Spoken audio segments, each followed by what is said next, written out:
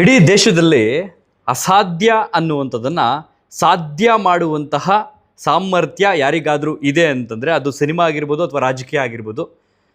ಆ ತಾಕತ್ತಿರುವಂಥದ್ದು, ಆ ಸಾಮರ್ಥ್ಯ ಇರುವಂಥದ್ದು ತಮಿಳುನಾಡಿನ ಜನರಿಗೆ ಅಂತಂದರೆ ತಪ್ಪಾಗೋದೇ ಇಲ್ಲ. ಎಲ್ರಿಗೂ ನಮಸ್ಕಾರ. ನಮ್ಮ ನ್ಯೂಸ್ ಅಲರ್ಟ್ ಯೂಟ್ಯೂಬ್ ಚಾನಲ್ಗೆ ನಿಮಗೆ ಸ್ವಾಗತ. ನಾನು ಚಂದನ್.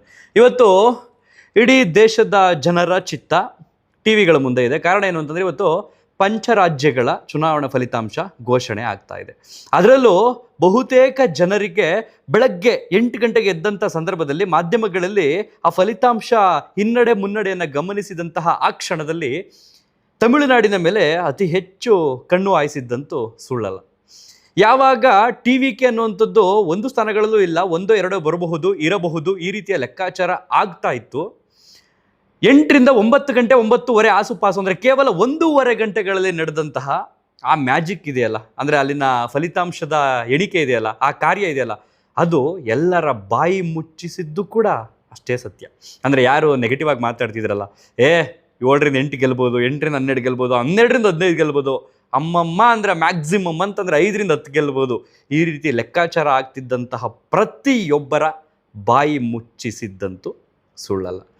ಸೊ ಅಫ್ಕೋರ್ಸ್ ನಾನು ಯಾವ ವಿಷಯದ ಬಗ್ಗೆ ಮಾತಾಡ್ತಾ ಇದ್ದೀನಿ ಅಂತ ನಿಮ್ಗೆ ಆಲ್ರೆಡಿ ಗೊತ್ತಾಗಿದೆ. 2024ರಲ್ಲಿ ಒಂದು ಪಕ್ಷ ಸ್ಥಾಪನೆ ಆಗುತ್ತೆ. ಆ ಪಕ್ಷವನ್ನು ಸ್ಥಾಪನೆ ಮಾಡಿದಂಥವ್ರು ತಮಿಳಿನಲ್ಲಿ ಪ್ರಸಿದ್ಧಿಯಾಗಿದ್ದಂತಹ, ಉತ್ತುಂಗದಲ್ಲಿದ್ದಂತಹ ನಟ ವಿಜಯ್ ಅವರು. ಟಿ.ವಿ.ಕೆ ಎನ್ನುವಂತಹ ಟೈಟ್ಲು ಮೂಲಕ ತಮಿಳಿಗ ವೆಟ್ರಿ ಕಳಗಂ ಎನ್ನುವಂತಹ ಪಕ್ಷವನ್ನು ಒಂದು ಸಿಂಬಲ್ ಮೂಲಕ ಆ ವಿಜಲ್ ಅನ್ನುವಂಥ ಒಂದು ಚಿಹ್ನೆ ಸಿಕ್ಕಿರ್ತವರಿಗೆ ಪ್ರಣಾಳಿಕೆ ಎಲೆಕ್ಷನ್ ಟೈಮ್ನಲ್ಲಿ ಆ ಒಂದು ಪಕ್ಷ ಕೇವಲ 2 ವರ್ಷವೂ ಆಗಿಲ್ಲ ಅಂಥದ್ರಲ್ಲಿ ಆಡಳಿತ ಪಕ್ಷವಾಗಿ ಅತಿ ದೊಡ್ಡ ಪಕ್ಷವಾಗಿ ಅಲ್ಲಿ ಹೊರ ಹೊಮ್ಮುತ್ತೆ ಅಂತಂದರೆ ಎಂಥವ್ರಿಗಾದ್ರೂ ಆಶ್ಚರ್ಯನೇ. ಎಕ್ಸ್ಪೆಕ್ಟ್ ದ ಅನ್ಎಕ್ಸ್ಪೆಕ್ಟೆಡ್ ಅಂತ ಹೇಳ್ತಾರಲ್ಲ, ಆ ರೀತಿ ಆಗಿದೆ. ಸೊ ಯಾರನ್ನು ಕೇಳಿದ್ರು ಬಹುಶಃ ನನಗನ್ಸುತ್ತೆ ಈ ಒಂದು ವಿಚಾರದಲ್ಲಿ ನಟ ವಿಜಯ್ ಅವರಿಗೂ ಕೂಡ 100+ ಸೀಟ್ಗಳನ್ನು ನಾವು ತಮಿಳುನಾಡಿನಲ್ಲಿ ಮೊದಲ ಬಾರಿಗೆ ಕಂಟೆಸ್ಟ್ ಮಾಡುವ ನಿಟ್ಟಿನಲ್ಲಿ ಗೆಲ್ತೀವಿ ಅಂತ ಅವರಿಗೂ ಕೂಡ ಊಹೆ ಮಾಡಿರೋದಕ್ಕೂ ಕೂಡ ಸಾಧ್ಯವೇ ಇಲ್ಲ. ಇನ್ಕ್ಲೂಡಿಂಗ್ ಈ ದೇಶದ ಪ್ರಧಾನಿಯೂ ಕೂಡ ಇವತ್ತು ಆ ತಮಿಳುನಾಡಿನ ಎಲೆಕ್ಷನ್ ರಿಸಲ್ಟ್ಸ್ ನೋಡಿ ಒಂದು ಕ್ಷಣ ಶಾಕ್ ಆಗಿರ್ತಾರೆ ಅಂತ ನಾನು ಅಂದ್ಕೊಂಡಿದ್ದೀನಿ. ಯಾಕಂತಂದರೆ ನಿರೀಕ್ಷೆಗೂ ಮೀರಿದಂತಹ ಗೆಲುವು, ನಿರೀಕ್ಷೆಗೂ ಮೀರಿದಂತಹ ಫಲಿತಾಂಶ ನಡೀತಾ ಇದೆ.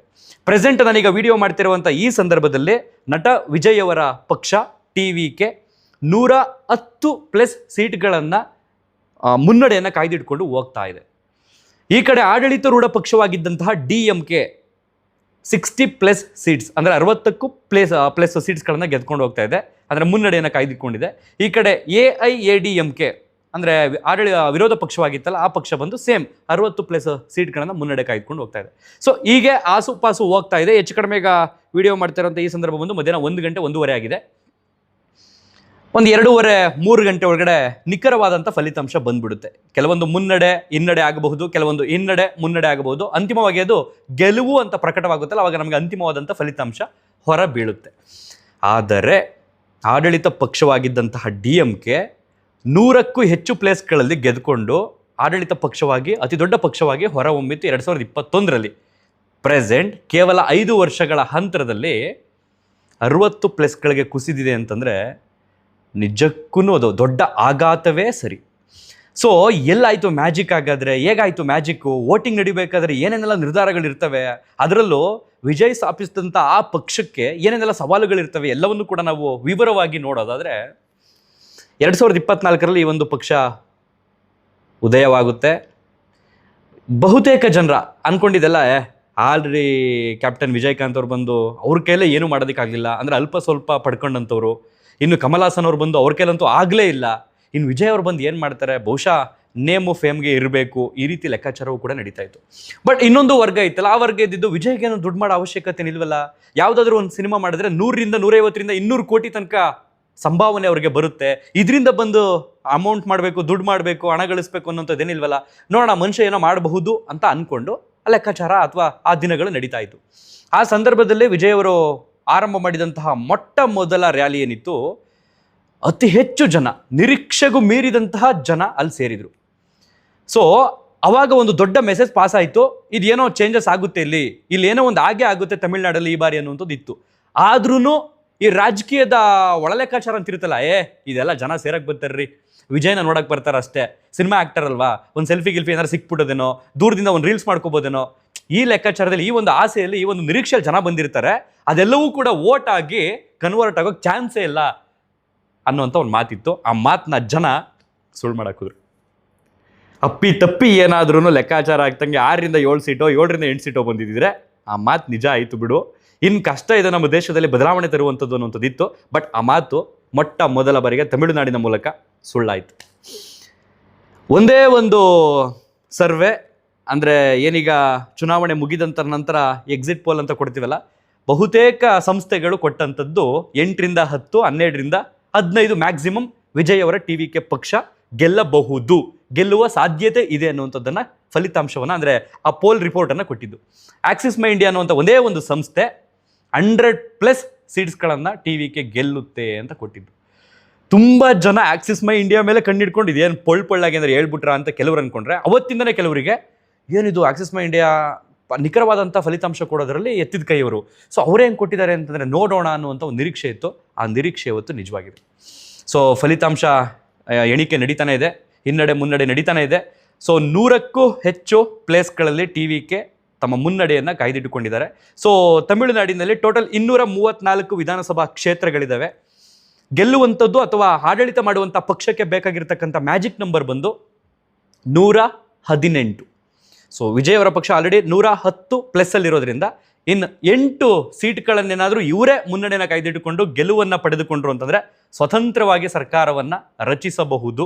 ಇಲ್ಲ ಈ DMKಲಿ ಅಥವಾ AIDMKಲಿ ಸಣ್ಣ ಪುಟ್ಟ ಪಕ್ಷಗಳು ಮರ್ಜಾಗಿರ್ತಾವಲ್ಲ, ವಿಲೀನವಾಗಿರ್ತಾವಲ್ಲ, ಅದರಲ್ಲಿ ಯಾರಾದರೂ ಈ ಕಾಂಗ್ರೆಸ್ನವರು ಅವ್ರು ಇವರು ಎಲ್ಲ ಏನಾದ್ರು ಸೇರ್ಕೊಂಡು ಈ ಕಡೆಗೆ ಒಂದು 10 ಜನ ಬಂದರು ಅಂತಂದರೆ ಅವರೊಟ್ಟಿಗೆ ಸರ್ಕಾರವನ್ನು ರಚನೆ ಮಾಡ್ಬೋದು. ಅದರಲ್ಲಿ 2 ಮಾತಂತೂ ಇಲ್ಲ.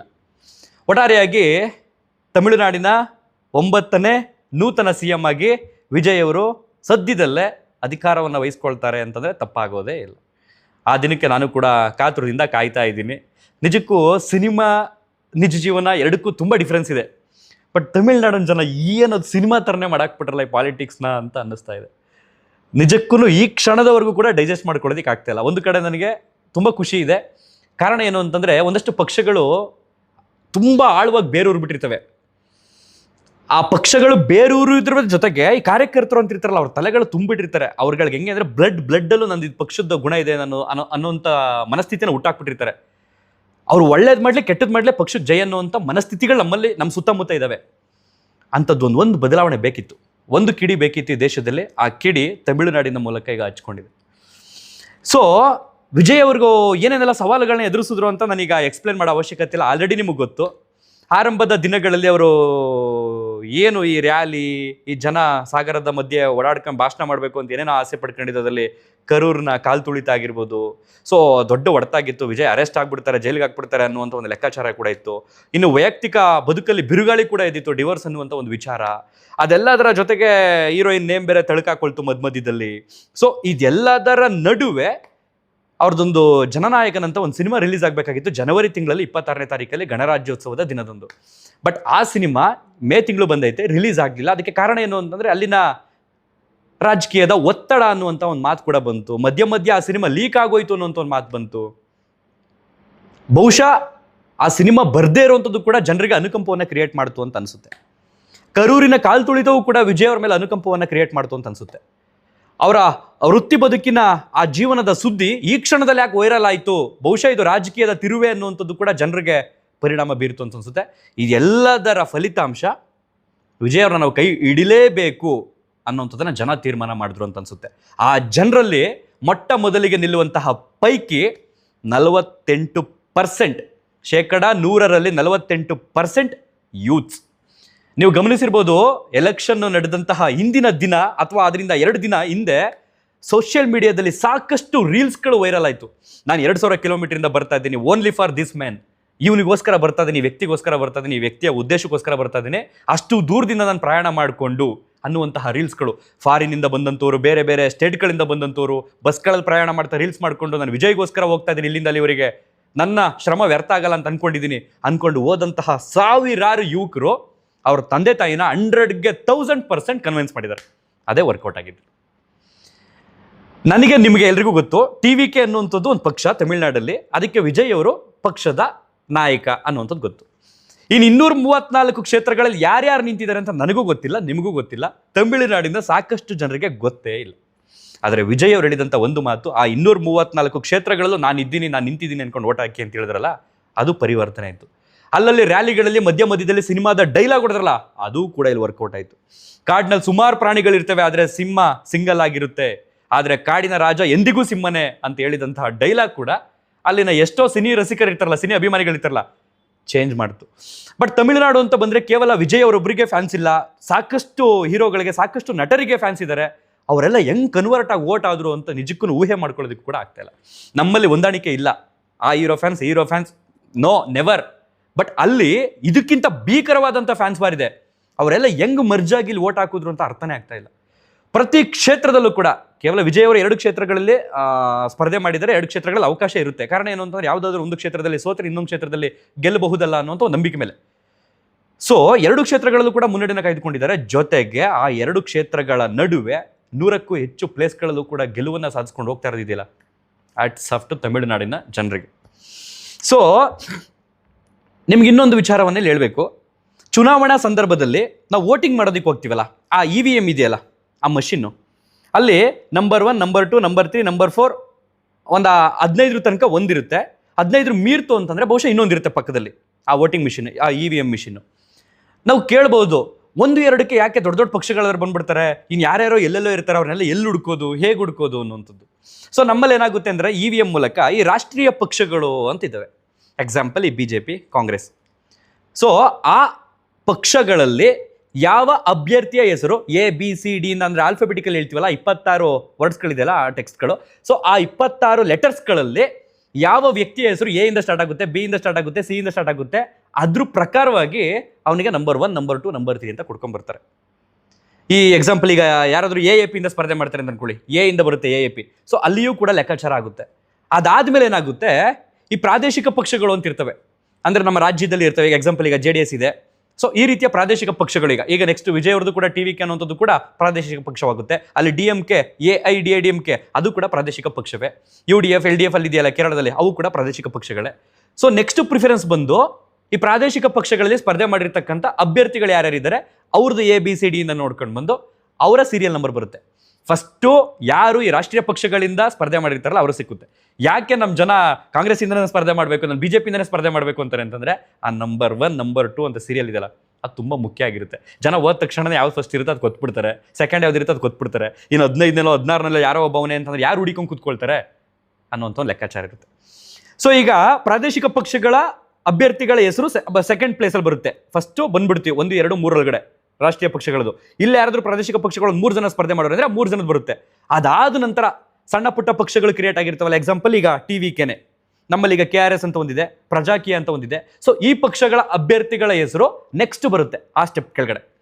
ಅದಾದ ಮೇಲೇನೆ ಇಂಡಿಪೆಂಡೆಂಟ್ ಪಕ್ಷೇತರರಾಗಿ ಯಾರ್ಯಾರು ಸ್ಪರ್ಧೆ ಮಾಡಿರ್ತಾರೆ ಅವ್ರದ್ದು ಅವರ ಹೆಸರು ಪ್ರಕಾರ ABCD ಇಂದ, ನನ್ನ ಹೆಸರಿಗೆ C ಇಂದ ಸ್ಟಾರ್ಟ್ ಆಯ್ತು ಅಂದ್ರೆ, ನನಗಿಂತ ಮುಂಚೆ ಯಾರಾದ್ರೂ ಒಬ್ಬ A ಇಂದ ಸ್ಟಾರ್ಟ್ ಆಗೋನೆ ಅಂದ್ರೆ ಅವ್ನು ನನಗಿಂತ ಮುಂಚೆ ಇರ್ತಾನೆ. ನನಗಿಂತ ಹಿಂದೆ ಯಾರೋ ಒಬ್ಬ D ಅನ್ನೋ ಹೆಸರಲ್ಲಿ ಇದ್ದ ಅಂತಂದ್ರೆ ಅವ್ನು ನೆಕ್ಸ್ಟ್ ಬರ್ತಾನೆ. Z ಅಂತ ಇದ್ದ ಅಂತಂದ್ರೆ ಅಥವಾ Y ಅಂತ ಇದ್ದರೆ ಲಾಸ್ಟ್ ಬಂದ್ಬಿಡ್ತಾನೆ ಅವನು. ಸೊ ಈ ಒಂದು ಲೆಕ್ಕಾಚಾರ EVM ಮಿಷಿನಲ್ಲಿ ನಡೀತದೆ. ಸೊ ತುಂಬಾ ಜನರಿಗೆ ಅದು ಗೊತ್ತಿರಲ್ಲ, ಯಾಕೆ 1, 2, 3 ಇವ್ರಿಗೆ ಸಿಕ್ಬಿಡುತ್ತೆ, ಅದು ಹೆಂಗೆ ಹಂಚ್ಕೊಬಿಡ್ತಾರೆ, ಅದು ಹೆಂಗೆ ಡಿಸೈಡ್ ಮಾಡ್ಬಿಡ್ತಾರೆ ಅನ್ನೋ ಲೆಕ್ಕಾಚಾರ ಇತ್ತು. ಸೊ ನಾನು ಯಾಕೆ ಇದನ್ನ ಪರ್ಟಿಕ್ಯುಲರ್ ಆಗಿ ಈ ಸಮಯದಲ್ಲಿ ಮೆನ್ಷನ್ ಮಾಡಿದೆ ಅಂತಂದ್ರೆ, ವಿಜಯ್ ಅವರ ಪಕ್ಷದ ಸಿಂಬಲ್ ಅಲ್ಲಿನ ಪ್ರಾದೇಶಿಕ ಪಕ್ಷ ಈಗಾಗುತ್ತೆ, ಬಟ್ ಅದಕ್ಕಿಂತ ಬಿಫೋರ್ ಒಂದು ಸಣ್ಣ ಪಕ್ಷವಾಗಿರುತ್ತಲ್ಲ. ಸೊ ಅದಕ್ಕೆ ರಾಷ್ಟ್ರೀಯ ಪಕ್ಷ, ಅದಾದ ನಂತರ ಪ್ರಾದೇಶಿಕ ಪಕ್ಷ, ಅದಾದ ನಂತರ ಈ ಪಕ್ಷಗಳಿಗೆ ಸಿಂಬಲ್ ಅಲರ್ಟ್ ಮಾಡಿದ ಜೊತೆಗೆ ಆ ಸೀರಿಯಲ್ ನಂಬರನ್ನು ಅಲರ್ಟ್ ಮಾಡಿತಾರಲ್ಲ, ಅಲ್ಲಿ ಹುಡಿಕೊಂಡು ಹೋಗಿ ಒತ್ತವರಲ್ಲ ಜನ. 1, 2, 3, 4, 5 ಪ್ಲೇಸಲ್ಲಂತೂ ಯಾವ ಕಾರಣಕ್ಕೂ ಅವ್ರ ಕ್ಯಾಂಡಿಡೇಟ್ ಇರೋದೇ ಇಲ್ಲ. ಇದ್ರೆ 6, 7, 8, 9, 10 ಈ ಲಿಸ್ಟಲ್ಲಿ ಇರುತ್ತೆ. ವಿಜಯ್ ಅವರ ಪಾರ್ಟಿಯ ಸ್ಪರ್ಧೆ ಮಾಡಿರ್ತಕ್ಕಂಥ ಅಭ್ಯರ್ಥಿಗಳ ಸೀರಿಯಲ್ ನಂಬರ್, ಹೆಸರು, ಫೋಟೋ, ಆ ಚಿಹ್ನೆ, ಆ ವಿಜುವಲ್ ಗುರುತದು. ಜನ ಹುಡಿಕೊಂಡು ಹೋಗಿ ಅಲ್ಲಿಗೆ ಹೋಗಿ ಒತ್ತವರಲ್ಲ, ಅದಕ್ಕಂತೂ ಸೀರಿಯಸ್ಲಿ ನನಗಂತೂ ರೋಮಾಂಚನ ಆಗ್ತಾ ಇದೆ. ನಮ್ಮ ಜನ ಬದಲಾಗಿದ್ದಾರೆ ಅಂತ ನಂಗೆ ಸೀರಿಯಸ್ಲಿ ಅನಿಸ್ತಿದೆ. ನಾನು 2023 ವಿಧಾನಸಭಾ ಚುನಾವಣೆಯಲ್ಲಿ ಸ್ಪರ್ಧೆ ಮಾಡಿದಾಗ ನಾನು ಸೋತಿದ್ದೆ. ನನಗೆ ಸಣ್ಣ ಬೇಜಾರಿತ್ತು. ಬಟ್ ಆ ಬೇಜಾರನ್ನು ಮರೆಸಿದ್ದಂಥದ್ದು ಈ ತಮಿಳುನಾಡಿನ ಎಲೆಕ್ಷನ್ ರಿಸಲ್ಟ್ಸ್. ವಾಹ್, ಗ್ರೇಟ್ ಅನ್ಸ್ಬಿಡ್ತು. ಎಷ್ಟೋ ಯುವಕರಿಗೆ, ಎಷ್ಟೋ ಜನರಿಗೆ, ಎಷ್ಟೋ ಕನಸು ಕೊಟ್ಕೊಂಡಿರ್ತಕ್ಕಂಥ ಜನತೆಗೆ ಈ ಒಂದು ಫಲಿತಾಂಶ ಸ್ಫೂರ್ತಿ ಆಗುತ್ತೆ ಅಂತಂದರೆ ತಪ್ಪಾಗೋದೇ ಇಲ್ಲ. ಲೆಕ್ಕಾಚಾರಗಳಿತ್ತು, ಹಂಗಾಗುತ್ತೆ ಹಿಂಗಾಗುತ್ತೆ, ಸಿನಿಮಾದವರೆಲ್ಲ ಬಂದರೆ ಬುರುಡೆ ಬಿಡ್ತಾರೆ, ಸಿನಿಮಾದಲ್ಲಿ ಬಣ್ಣ ಹಚ್ಕೊಂಡು ನಾಟಕ ಮಾಡ್ತಾರೆ, ಸ್ಟೇಜ್ ಮೇಲೆ ಬಂದ್ಬಿಟ್ಟು ಅದೇ ಸಿನಿಮಾದಲ್ಲಿ ಡೈಲಾಗ್ ಹೊಡಿತಾರೆ, ರಾಜಕೀಯದಲ್ಲಿ ಅವೆಲ್ಲ ಮಾಡೋದಕ್ಕಾಗಲ್ಲ ಅನ್ನುವಂತಹ ಮಾತುಗಳಿದ್ವಲ್ಲ, ಗಪ್ ಚುಪ್ ಇವತ್ತೆಲ್ಲವಕ್ಕೂ ಗಪ್ ಚುಪ್. ಒಟ್ಟಾರೆಯಾಗಿ ಈ ಒಂದು ಫಲಿತಾಂಶ ಬೇರೆ ಬೇರೆ ರಾಜ್ಯಗಳಲ್ಲೂ ಕೂಡ ಜನ ಎಚ್ಚೆತ್ತುಕೊಂಡ್ರೆ ಅಭಿವೃದ್ಧಿ ಖಂಡಿತ ಆಗುತ್ತೆ, ಆಡಳಿತ ತುಂಬ ಚೆನ್ನಾಗಿ ನಡೆಯುತ್ತೆ. ಅಪ್ಪ ಹಾಕಿದ ಆಲದ ಮರ ಅಂತ ಏನಾರು ನಂಬ್ಕೊಂಡು ತಮಿಳ್ನಾಡಿನ ಜನ ಮತ್ತೆ ಅದೇ ಪಕ್ಷಗಳಿಗೆ ಇವತ್ತು ಓಟ್ ಹಾಕೊಂಡು ಏನಾರು ಮಾಡಿದ್ದಿದ್ರೆ ಯಾವ ವ್ಯಕ್ತಿಯೂ ಕೂಡ ಇನ್ನು ಮುಂದಕ್ಕೆ ಸ್ಪರ್ಧೆ ಮಾಡೋದಕ್ಕೆ ಅಥವಾ ಈ ಥರ ನಾನು ಕಂಟೆಸ್ಟ್ ಮಾಡ್ತೀನಿ ಅಂತ ಮನಸ್ಸು ಮಾಡ್ತಿಲ್ಲ, ಧೈರ್ಯನೂ ಮಾಡ್ತಿಲ್ಲ. ರೀಸನ್ ಏನು ಅಂತಂದರೆ ಈಸ್ ಎ ಸ್ಟಾರ್. ತಮಿಳುನಾಡಿನ ಸ್ಟಾರ್ ಅನ್ನೋದಕ್ಕಿಂತ ಇಂಡಿಯಾದಲ್ಲಿ ಹೊರದೇಶಗಳಲ್ಲೂ ಕೂಡ ವ್ಯಕ್ತಿ ಸಿನಿಮಾ ರಿಲೀಸ್ ಆಗುತ್ತೆ ಅಂತಂದರೆ ಕಾಲು ತುರ್ದಿ ನೋಡ್ತಾರೆ. Number 1 star. ಆ ಯಪ್ಪನ ಕೈಲೇ ಏನು ಮಾಡೋದಕ್ಕಾಗಲಿ, ನಾವೆಲ್ಲ ಯಾವ ಲೆಕ್ಕ ಗುರು ಅಂತ ಅಂದ್ಕೊಂಡು ಎದುರ್ಕೊಂಡ್ಬಿಡೋರು ಜನ. ಬಟ್ ಇವತ್ತಿನ ಈ ಫಲಿತಾಂಶ ಎಷ್ಟೋ ಜನರಿಗೆ ಸ್ಫೂರ್ತಿಯಾಗಿದೆ ಅಂತಂದರೆ ತಪ್ಪಾಗೋದೇ ಇಲ್ಲ. ಟ್ರೈ ಅಗೇನ್ ಅಂತ ಹೇಳ್ತಾರಲ್ಲ, ಆ ರೀತಿ ಜನ ಟ್ರೈ ಅಗೇನ್ ಮಾಡಬಹುದು. ಈ ಒಂದು ಫಲಿತಾಂಶವನ್ನು ಮನಸ್ಸಲ್ಲಿ ಇಟ್ಕೊಂಡು ಅವರವರ ಊರಲ್ಲಿ ಮುಂಬರುವಂತಹ ಗ್ರಾಮ ಪಂಚಾಯತಿ ಚುನಾವಣೆ ಆಗಿರ್ಬೋದು, ಬೆಂಗಳೂರಿನ GBA ಕಾರ್ಪೊರೇಟ್ ಎಲೆಕ್ಷನ್ ಅದಾಗಿರ್ಬೋದು, ಯುವಕರು ಸ್ಪರ್ಧೆ ಮಾಡ್ತಾರೆ ಅಂತ ನಾನು ಅಂದ್ಕೊಂಡಿದ್ದೀನಿ. ನಂದು ಬಿಡಿ, ನಂದಾಯಿತು. ನಾನು ಏನೇನು ಪ್ರಯತ್ನ ಮಾಡಬೇಕು ಅದು ಮಾಡಾಯಿತು. ಸೋತ ನಂತರ ಯಾವ್ಯಾವ ಊರುಗಳಿಗೆ ಹೋಗಿ ಸಣ್ಣ ಪುಟ್ಟ ಕೆಲಸ ಮಾಡಬೇಕಿತ್ತು ಅದನ್ನು ಮಾಡಾಯಿತು. ಕೊನೆಯದಾಗ ಒಂದು ಮಾತು ಹೇಳಬೇಕು. ನಮ್ಮ ಮನೆಗೆ ಯಾರಾದರೂ ನೆಂಟರು ಬರ್ತಾರೆ ನಮ್ಮನ್ನು ನೋಡೋದಕ್ಕೆ. ಬಂದಂಥವ್ರು ಕೈಯಲ್ಲಿ ಆ ಕಡೆ ಒಂದು ಕವರ್ ಈ ಕಡೆ ಒಂದು ಕವರಲ್ಲಿ ತಿಂಡಿ ತಿನಿಸು ಹಣ್ಣು ಹಂಪ್ಲ ಅದು ಇದು ತಂದರು ಅಂದರೆ ನಮ್ಮ ಮುಖದಲ್ಲೂ ಖುಷಿ ಬಂದ್ಬಿಡುತ್ತೆ. ನಮ್ಮನ್ನು ನೋಡೋದಕ್ಕೆ ಎಷ್ಟು ಆತಿಥ್ಯದಿಂದ ಬಂದವರೆ, ಎಷ್ಟು ಖುಷಿಯಿಂದ ಬಂದವರೆ, ಏನೇನೆಲ್ಲ ತೊಗೊಂಡು ಬಂದವರೆ ಅಂತ. ಅದೇ ನೆಂಟರು ಪದೇ ಬರ್ತಾ ಏನಕ್ಕೆ ಬಿಲ್ಲದೆ ಬರೀ ಕೈಲಿ ಬಂದರು ಅಂತಂದರೆ ಎಂಥವ್ರಿಗಾದರೂ ಬೇಜಾರಾಗುತ್ತೆ. ತುಂಬ ಜನ ನನ್ನನ್ನು ಕೇಳ್ತಾರೆ, ನೀನು ಸೋತ ಮೇಲೆ ಓಡಾಡಬೇಕಿತ್ತು, ಅದು ಮಾಡಬೇಕಿತ್ತು, ಇದು ಮಾಡಬೇಕಿತ್ತು ಅಂತ. ಬರೀ ಕೈಲಿ ಹೋದರೆ ನಾನು ಏನಾರು ಒಂದು ಕೆಲಸ ಕಾರ್ಯ ಅಂತ ತಗೊಂಡೋದ್ರೆ ಅಲ್ಲಿಗೆ ಅದಕ್ಕೊಂದು ಬೆಲೆ ಇರುತ್ತೆ. ಕನಿಷ್ಠ ಪಕ್ಷ ನಾನು ಚುನಾವಣೆ ಸಂದರ್ಭದಲ್ಲಿ ಅದನ್ನು ಹೇಳಿದ್ದೀನಿ, ನಿಮ್ಮೂರಿನ ಸಮಸ್ಯೆಗಳು ಅಂತ ಒಗ್ಗಟ್ಟಾಗಿ ನನಗೊಂದು ಫೋನ್ ಮಾಡಿ ನಾನು ಬರ್ತೀನಿ ಅಲ್ವ ನೋಡಿ ಅಂತ. ಆ ಪ್ರಯತ್ನವೂ ಕೂಡ ನಡೀಲಿಲ್ಲ. 4 ಜನ ಆ ಪಕ್ಷದಲ್ಲವರೇ ಬರೋಕ್ಕಿಲ್ಲ, 4 ಜನ ಈ ಪಕ್ಷದಲ್ಲವರೇ ಬರೋಕ್ಕಿಲ್ಲ. ನಮ್ಗೆ ಯಾಕೆ ಅಂದ್ಕೊಂಡು ಸಪ್ರೇಟಾಗಿರುವಂಥವ್ರು ನಮ್ಮೂರುಗಳ ಕಡೆ. ಇನ್ನು ನಾನು ಯಾವ್ದಾದ್ರು ಫೇಸ್ಬುಕ್ಕಲ್ಲೋ ಅಥವಾ ಇನ್ಸ್ಟಾಗ್ರಾಮ್ನಲ್ಲೋ ಒಂದು ಪೋಸ್ಟ್ ಹಾಕೋರು ಅದಕ್ಕೆ ಬಂದು ಕಡ್ಡಿ ಅಲ್ಲಾಡ್ಸೋಂಥವ್ರು. ನೀನು ಎಲೆಕ್ಷನ್ ಟೈಮಲ್ಲಿ ಹಂಗೆ ಹೇಳಿದೆ ಬರಲಿಲ್ಲ ಅಂತ. ನಾನು ಈಗಲೂ ಸಿದ್ಧ. ನಿಮ್ಮೂರಿನ ಇಂಥ ಸಮಸ್ಯೆಗಳು ಅಂತ ನನಗೆ ಕರೀರಿ, ನಾನು ಬರ್ತೀನೋ ಬಿಡ್ತೀನೋ ಸೆಕೆಂಡ್ರಿ, ಆಮೇಲೆ ಅದನ್ನ ನೋಡ್ಕೊಳ್ಳಿ. ಫೋನ್ ಮಾಡಿ ಕರೆಯೋಕ್ಕೆ ಇಲ್ರಿ ಒಬ್ರು. ಅಟ್ಲೀಸ್ಟ್ ನಮ್ಮೂರಿನ ಇಂಥ ಸಮಸ್ಯೆ ಐತೆ ಅಂತ ಇನ್ಫಾರ್ಮ್ ಮಾಡೋಕೊಳ್ರಿ. ಬಟ್ ಯಾವ್ದಾದ್ರು ಒಂದು ಪೋಸ್ಟ್ ಹಾಕೋರು ಅಲ್ಲಿ ಬಂದು ಕಮೆಂಟ್ಸ್ ಹಾಕೋದಕ್ಕೆ ನಿಪುಣರು, ನಿಸೀಮರು ತುಂಬ ಜನ ಇದ್ದಾರೆ. ಸೋತ ನಂತರವೂ ನನ್ನಿಂದ ಎಷ್ಟು ಕಾರ್ಯಗಳು ನಾನು ಪ್ರಾಮಿಸ್ ಮಾಡಿದ್ದೀನಿ, ಡೆಫಿನೆಟ್ಲಿ ಇದನ್ನು ಮಾಡಿಕೊಡ್ತೀನಿ, ನಾನು ಸ್ವಂತ ಖರ್ಚಿಲ್ಲ ಅಂತ ಅಂಥದ್ದು ನಾನು ಮಾಡಿ ಮುಗಿಸಿದ್ದೀನಿ. ನಾನು ಯಾರ ಕೈಲೂ ಎಳಿಸ್ಕೋಬೇಕಾಗಿಲ್ಲ. ರೋಡ್ ಹಾಕ್ಸಕ್ಕೆ ನನ್ನ ಕೈಲಿ ಆಗುತ್ತಾ? ಚರಂಡಿ ಹಾಕ್ಸಕ್ಕೆ ನನ್ನ ಕೈಲಿ ಆಗುತ್ತಾ? ನಿಮ್ಮೂರುಗಳಿಗೆ ಗೌರ್ಮೆಂಟ್ ಕಡೆಯಿಂದ ಬಸ್ ಬಿಡ್ಸೋದಕ್ಕೆ ನನ್ನ ಕೈಲಿ ಆಗುತ್ತಾ? ಖಂಡಿತ ಆಗುತ್ತೆ. ಅದನ್ನು ಒಗ್ಗಟ್ಟಾಗಿ ನಿಂತ್ಕೊಳ್ಳಿ. ಮುಂದಾಳತ್ವ ನಾನು ವಹಿಸ್ಕೊಂಡು ನಾನು ಮಾಡ್ತೀನಿ. ನಂಗೆ ನೆಕ್ಸ್ಟ್ ಚುನಾವಣೆ ಬೇಕಾಗಿಲ್ಲ, ಚುನಾವಣೆಗೋಸ್ಕರ ಮಾಡ್ತೀನಿ ಅಂತೆಲ್ಲ ಹೇಳ್ತಿರೋದು. ಬಟ್ ಕೆಲವರು ಕಡ್ಡಿಯಲ್ಲಿ ಹಿಡಿಸ್ಕೊಂಡು ಮಾತಾಡ್ತಿರಲ್ಲ, ಅಂಥವ್ರಿಗೆ ಹೇಳ್ತಿರ್ತಕ್ಕಂಥದ್ದು. ಇದಿಷ್ಟು ಹೇಳ್ತಾ ಮುಂಬರುವ ಚುನಾವಣೆಗಳಿಗೆ ದಯವಿಟ್ಟು ಗ್ರಾಮ ಪಂಚಾಯತಿ ಚುನಾವಣೆ ಆಗಿರ್ಬೋದು, ZP ಆಗಿರ್ಬೋದು, TP ಆಗಿರ್ಬೋದು, GBA ಆಗಿರ್ಬೋದು, ದಯವಿಟ್ಟು ಕಂಟೆಸ್ಟ್ ಮಾಡಿ. ಸೋಲೋದ್ರಿಂದ ಕಳ್ಕೊಳ್ಳೋವಂಥದ್ದು ಏನೂ ಇಲ್ಲ. ಒಂದು ನೆನಪಿರ್ಲಿ ಆಗಂತ ವಿಜಯ್ ಅವ್ರ ಪಾರ್ಟಿ ಗೆದ್ದೈತಲ್ಲ, ಫ್ರೀಯಾಗಿ ಅವರು ಯಾರು ಗೆದ್ದಿಲ್ಲ. ಎಲ್ಲ ದುಡ್ಡೇ ನಡೀತಿರೋದು. ದುಡ್ಡಿಲ್ಲ ಅಂತಂದರೆ ಏನೂ ಇಲ್ಲ. ಆದರೆ ಗ್ರಾಮ ಪಂಚಾಯತಿ ವ್ಯಾಪ್ತಿಲಿ ಐತಲ್ಲ, ಅಲ್ಲಿ ದುಡ್ಡಿಗಿಂತ ಹೆಚ್ಚಾಗಿ ಪ್ರತಿದಿನ ನೋಡುವಂತಹ ಮುಖಗಳು ಮುಖ್ಯವಾಗಿರುತ್ತೆ. ಎಷ್ಟೋ ಜನ ನಮ್ಮ ಹುಡುಗವನು, ನಮಗೆ ಬೇಕಾದವನು, ಪಕ್ಷ ಭೇದ ಜಾತಿ ಎಲ್ಲ ಮರೆತು ಓಟ್ ಹಾಕ್ತಾರೆ. ಸೊ ಹಾಗಾಗಿ ಈ ದೇಶದ ಅಭಿವೃದ್ಧಿ ಗ್ರಾಮಗಳಿಂದ ಹಳ್ಳಿಗಳಿಂದ ಮಾತ್ರ ಸಾಧ್ಯ ಅಂತ ಮಹಾತ್ಮ ಗಾಂಧೀಜಿಯವರು ಹೇಳೋರಲ್ಲ. ಹಾಗಾಗಿ ಅದು ಸಾಧ್ಯ ಆಗುತ್ತೆ. ದಯವಿಟ್ಟು ಟ್ರೈ ಮಾಡಿ ಅಂತ ಕೇಳ್ತಾ ಈ ಒಂದು ವಿಡಿಯೋನಲ್ಲಿ ಮುಗಿಸ್ತಾ ಇದ್ದೀನಿ. ಈಗಲೂ ಹೇಳ್ತೀನಿ, ನಮ್ಮ ತಾಲೂಕಿನ ಜನರಿಗೆ ನನ್ನಿಂದ ಎಷ್ಟು ಸಾಧ್ಯ ಆಗುತ್ತೋ ಅಷ್ಟು ನಾನು ಎಫರ್ಟ್ ಹಾಕೋದಕ್ಕೆ ರೆಡಿ, 100% ಹಾಕೋದಕ್ಕೆ ರೆಡಿ. ಅದೆಲ್ಲ ಮೀರಿ ಮದುವೆ ಆಗಿದ್ದೀನಿ, ನಂದು ಒಂದು ಸಂಸಾರ ಅಂತೈತೆ, ಅದನ್ನು ಸಾಕಬೇಕು ಅಂದರೆ ನಾನು ಪ್ರತಿದಿನ ಇಲ್ಲೋಗಿ ಸಣ್ಣ ಪುಟ್ಟ ಕೆಲಸ ಕಾರ್ಯನಾರು ಮಾಡಿ ನಾನು ದುಡಿಲೇಬೇಕು. ಪ್ರತಿದಿನ ಬಂದು ಎಲ್ಲ ಊರುಗಳಿಗೂ ಓಡಾಡ್ಕೊಂಡು ಒಂದು ಫಾರ್ಚುನರ್ ಕಾರ್ನ ಅದನ್ನ ಇನ್ನೂ ಹಿಡ್ಕೊಂಡು ಮಾಡೋದಕ್ಕೆ ನಮ್ಮಪ್ಪ 100 ಎಕರೆ ಆಸ್ತಿ ಇಟ್ಟಿಲ್ಲ. ಹಾಗಾಗಿ ನಾನು ದುಡ್ದು ನಾಳೆಯ ಬದುಕಿಗೆ ಇಂದು ನಾನು ಮೈ ಬಗ್ಸಿ ದುಡಿಲೇಬೇಕು. ಹಾಗಾಗಿ ಕೊಂಕ್ ಮಾಡೋದು, ಕೀಟ್ಲೆ ಮಾಡೋದು ಅವೆಲ್ಲ ಬಿಟ್ಬಿಡಿ. ಸಮಸ್ಯೆ ಆಯಿತಾ, ನಾನು ಬರ್ತೀನಿ. ನನ್ನಿಂದ ಎಷ್ಟು ಸಾಧ್ಯ ಹೋಗುತ್ತೋ ಅದನ್ನು ಮುಖ್ಯ ಭೂಮಿಕೆಗೆ ತರೋದಕ್ಕೆ ಅಥವಾ ಮುಖ್ಯ ವಾಹಿನಿಗೆ ತರೋದಕ್ಕೆ ನಾನು ಪ್ರಯತ್ನ ಮಾಡ್ತೀನಿ. ನಾನು ನಿರಂತರವಾಗಿರ್ತೀನಿ. ಅದನ್ನು ಟ್ರೈ ಮಾಡಿ ನೋಡೋಣ ಕರೆಯೋದಕ್ಕೆ. ಫೋನ್ ನಂಬರ್ ಸದಾ ಆ್ಯಕ್ಟಿವ್ ಆಗಿರುತ್ತೆ. ಒಂದು ಫೋನು ಬರೋದೇ ಇಲ್ವಪ್ಪ. ಯಾವ ಮೆಸೇಜ್ಗಳು ಬರ್ತವೆ, ಹೆಂಗಿದ್ದೀರ bro, good morning, good night, ಊಟ ಆಯಿತಾ, ಕಾಫಿ ಆಯಿತಾ, ಟೀ ಆಯಿತಾ. ನಮ್ಮೂರ್ಲಿಂತ ಸಮಸ್ಯೆ ಐತೆ ಅಂತ ಯಾರು ಕರೆದಿದ್ರು. ಮಾರ್ಗನಹಳ್ಳಿ ಅಂತ ಕಿಕ್ಕೇರಿ ಹತ್ರ ಹೋಗಿ ನಾನು ಸರಿ ಮಾಡಿಲ್ವಾ ಸಮಸ್ಯೆನ, ನಿಂತ್ಕೊಳ್ಳಿಲ್ವಾ ಮುಂದಾಳತ್ವ ವಹಿಸ್ಕೊಂಡು. Thank you so much. ಇಷ್ಟೊತ್ತು ಈ ಒಂದು ವಿಡಿಯೋವನ್ನು ನೋಡಿದ್ದಕ್ಕೆ. ಪ್ರಯತ್ನ ಪಡಿ, ಖಂಡಿತ ಒಳ್ಳೆಯದಾಗುತ್ತೆ. ನನ್ನ ಪ್ರಯತ್ನ ಏನು ಮಾಡಬೇಕು, ಭಗವಂತ ನನ್ನ ಹಣೆ ಬರದಲ್ಲಿ ಏನು ಬರ್ತಾನೋ ಅದಾಗುತ್ತೆ. ಧನ್ಯವಾದ. Thank you so much.